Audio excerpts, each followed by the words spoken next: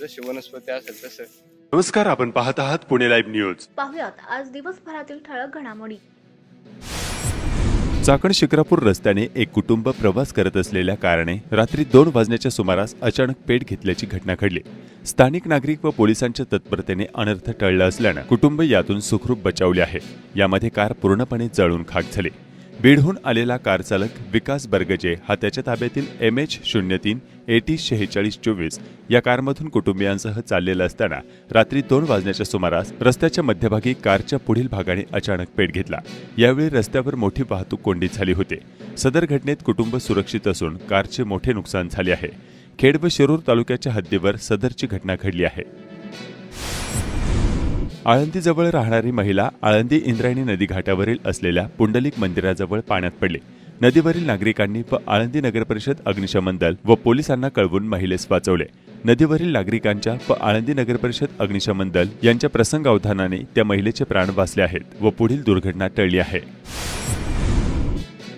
HRCR plate coil हा माल विकण्याच्या बहाण्याने महिलेची तब्बल 7 लाख रुपयांची फसवणूक करण्यात आली आहे. ही फसवणूक 14 फेब्रुवारी ते 23 फेब्रुवारी 2014 या कालावधीत चाकण तालुका खेड या ठिकाणी घडली. या प्रकरणी 35 वर्षीय महिलेने चाकण पोलीस ठाण्यात फिर्याद दिली आहे. फिर्यादीवरून पोलिसांनी फ्रान्सिस डिसिजन sales service executive Gulalwadi Mumbai यांच्या विरोधात गुन्हा दाखल करण्यात आला आहे.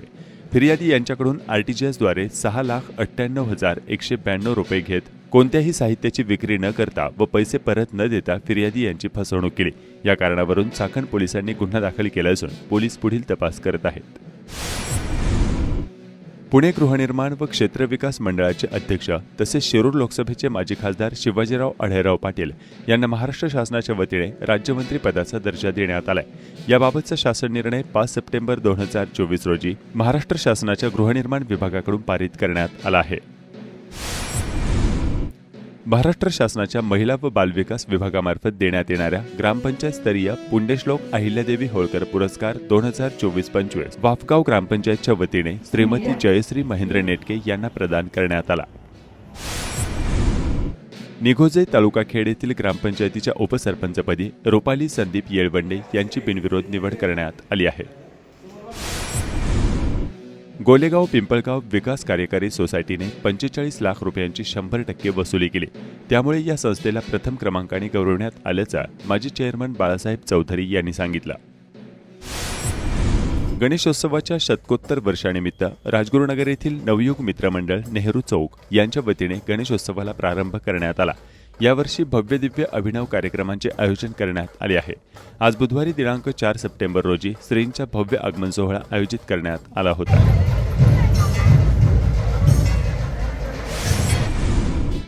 शिवाजीराव पाटील गटाच्या खेड तालुका प्राथमिक शिक्षक संघाच्या अध्यक्षपदी किरण तांबे यांची निवड करण्यात आली आहे. पुणे नाशिक महामार्गावर चाकणमधील आंबेठाण चौकापासून ते सूर्या हॉस्पिटलपर्यंत अशी प्रचंड कोंडी झाल्याचं स्थानिक नागरिकांनी कळवलं आहे. पाईट परिसरातील पाळू येथील मोहोळ माध्यमिक शाळेसाठी 1,10,00,000 रुपये खर्चातून दुमजली 12 वर्ग खोल्यांच्या इमारतीचे भूमिपूजन माजी खासदार अशोक मोहोळ यांच्या उपस्थितीत करण्यात आले. खेड पोलीस स्टेशनचे पोलीस निरीक्षक राजकुमार केंद्रे यांची पदोन्नती बदली झाली. ते परभणी जिल्ह्यात उपविभागीय पोलीस अधिकारी म्हणून रुजू झाले असून त्यांच्या जागेवर पुणे ग्रामीण पोलीस मुख्यालयातील पारपत्र विभागात कार्यरत असणारे प्रभाकर मोरे यांनी खेड पोलीस स्टेशनच्या पोलीस निरीक्षक पदाचा पदभार घेतला. पोलीस निरीक्षक प्रभाकर मोरे यांचा खेड तालुका पत्रकार संघाच्या वतीने सत्कार करण्यात आला. राजगुरुनगर नगर परिषदेचे मुख्याधिकारी अजिंक्य रणदिवे आणि खेड पोलीस स्टेशनचे पोलीस निरीक्षक प्रभाकर मोरे यांनी पदभार स्वीकारला असून गावातील प्रमुख संघटनांनी नूतन अधिकाऱ्यांचे स्वागत केले. मुंबई डबेवाल्यांना केरळ राज्याच्या 9वी इयत्तेत इंग्रजी पाठ्यपुस्तकात स्थान मिळाले आहे. मुंबई डबेवाल्यांचे कष्ट, निष्ठा, अत्याधुनिक सेवा यांना केरळ राज्याची 9वी इयत्तेच्या इंग्रजी पाठ्यपुस्तकात सन्मान मिळाला आहे. एका धड्यात त्यांच्या कार्यपद्धतीची आणि कार्यक्षमतेची माहिती विद्यार्थ्यांना देण्यात येणार आहे. चासकमान धरण 100% भरलेले असल्यानं पुन्हा एकदा धरणातून विसर्ग सुरू करण्यात आला आहे.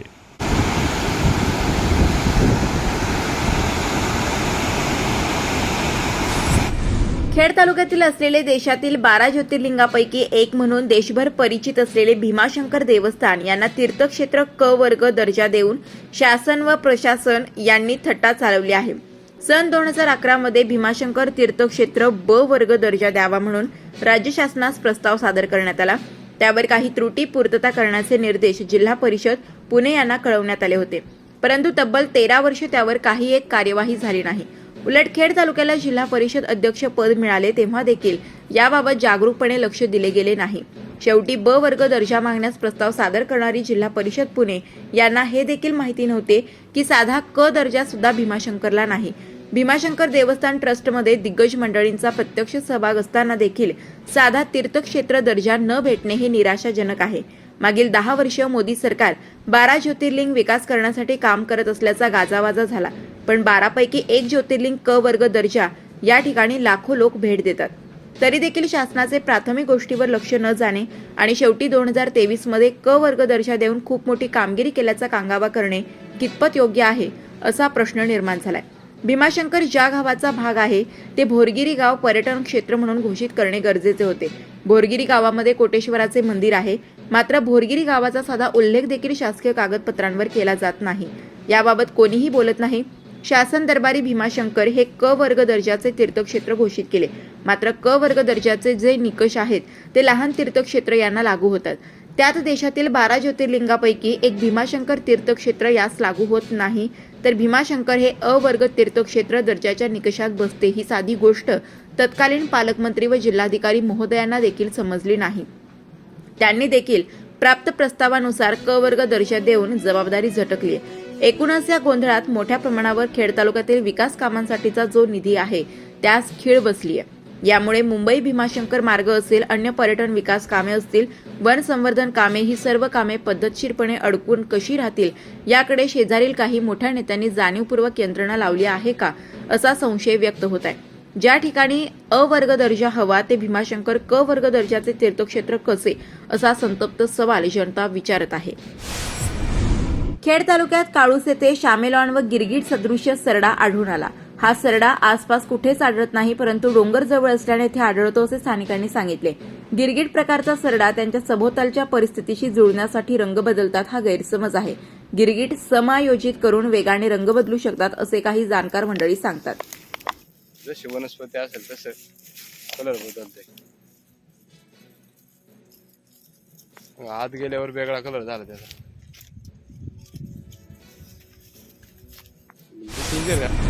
आळंदीमधील देहूफाटा सिग्नल ते धाकटी पादुका पर्यंतच्या आळंदी पुणे रस्त्यावर ठिकठिकाणी पुन्हा लहान मोठे खड्डे पडले होते. सदरचे खड्डे बुजवण्याचे काम गणेशोत्सव सणाच्या पार्श्वभूमीवर सुरू करण्यात आले आहे.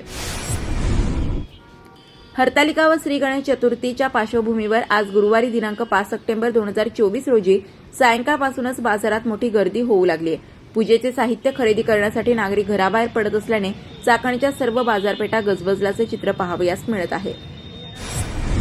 पुणे जिल्हा शिक्षण विभाग यांच्याकडून अध्यक्ष चषक पुरस्कार अंतर्गत उच्च प्राथमिक शाळा म्हणून प्रथम क्रमांक खेड तालुक्यातील टाकळकरवाडी शाळेने तर प्राथमिक शाळा म्हणून टेमगिरवाडी शाळेने तृतीय क्रमांक पटकावला.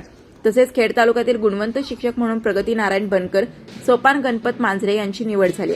खेड तालुक्याच्या या यशाबाबत टेमगिरवाडी शाळेच्या शिक्षकांनी काय सांगितले पाहूया.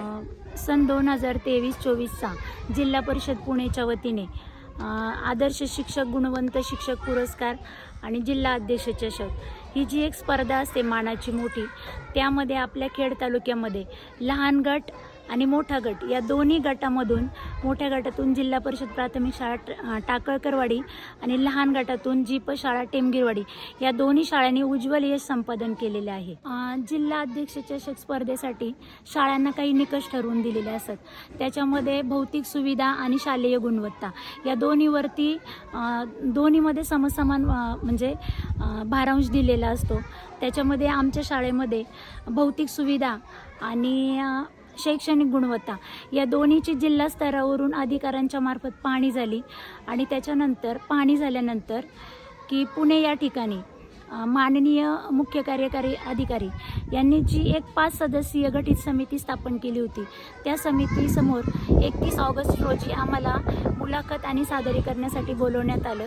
त्याच्यामध्ये मुलाखत आणि सादरीकरण अतिशय उत्कृष्ट प्रकारे सादर झालं आणि जिल्ह्यातून लहान गटातून ज्या 5 शाळा निवडण्यात आल्या त्याच्यामध्ये आमच्या शाळेला तृतीय क्रमांक प्राप्त झाला.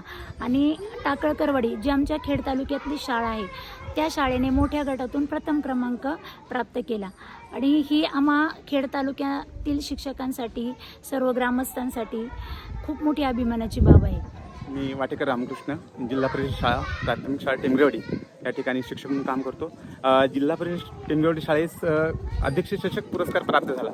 या पुरस्कारामागे जिल्हा शिक्षणाधिकारी प्राथमिक माननीय श्री संजय नायकडे साहेब यांचं प्रेरणा, त्याचबरोबर गट शिक्षणाधिकारी श्री अमोल जंगले सर, विस्ताराधिकारी श्री कोकणे साहेब, केंद्रप्रमुख श्री गोसावी साहेब, केंद्रप्रमुख पाटील सर, त्या सर्व अधिकारी वर्गाने आम्हाला खूप प्रोत्साहित केलं आणि या अध्यक्ष चषक पुरस्कारासाठी प्रेरणा दिली आणि त्यामुळंच आम्ही या स्पर्धेमध्ये यशस्वी ठरलो.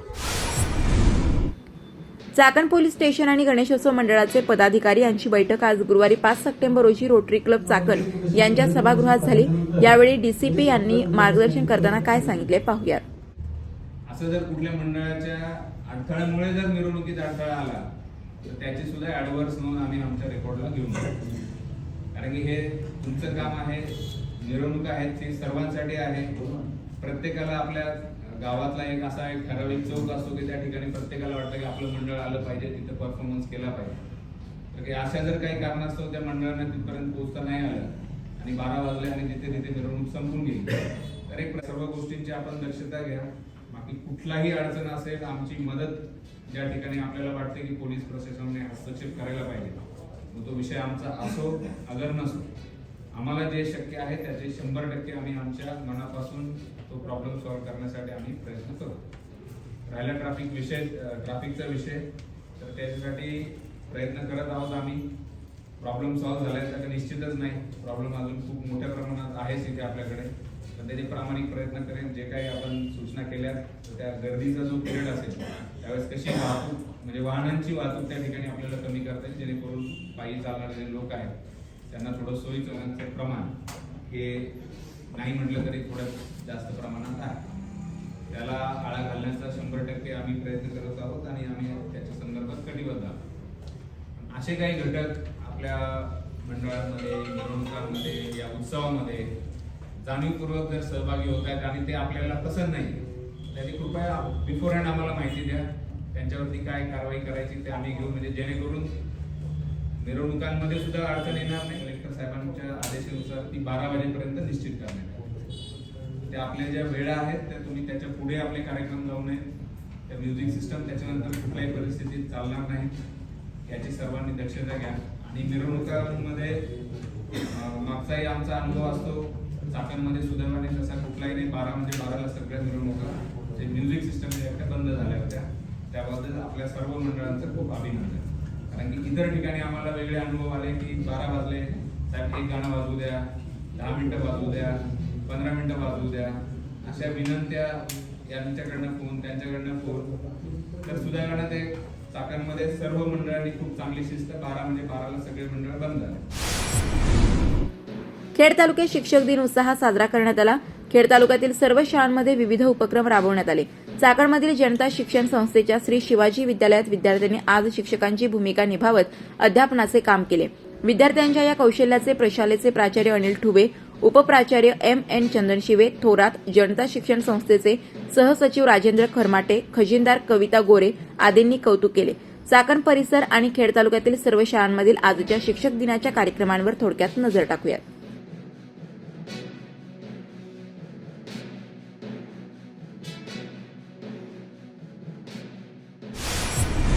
चाकण विभागात सिरवी क्षत्रिय समाज ट्रस्ट चाकण यांच्या संयुक्त विद्यमानाने 16वा वार्षिक उत्सव वाकी तालुका खेड येथील आईजी माता मंदिरामध्ये साजरा झाला.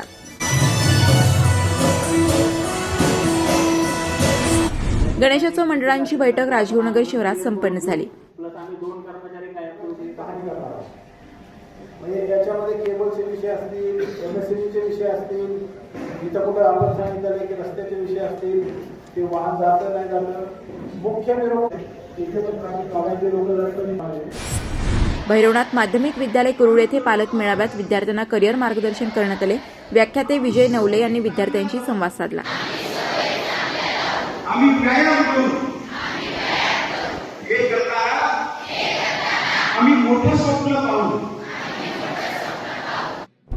नमस्कार, आपण पाहत आहात पुणे लाईव्ह न्यूज.